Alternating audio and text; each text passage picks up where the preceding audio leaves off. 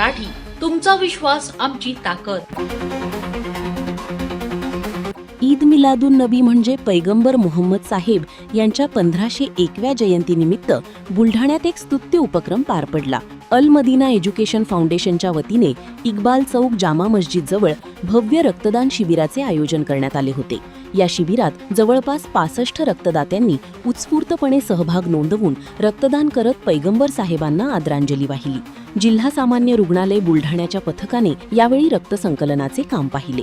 यंदाच्या 1501व्या जयंतीचे औचित्य साधून गरजू रुग्णांना मदत करण्यासाठी अल मदीना फाउंडेशनने दरवर्षीप्रमाणे यावर्षीही हा सामाजिक उपक्रमाचा पुढाकार घेतला होता. या प्रसंगी विविध सामाजिक, राजकीय आणि शासकीय मान्यवरांनी शिबिराला भेट देऊन उपक्रमाचे कौतुक केले.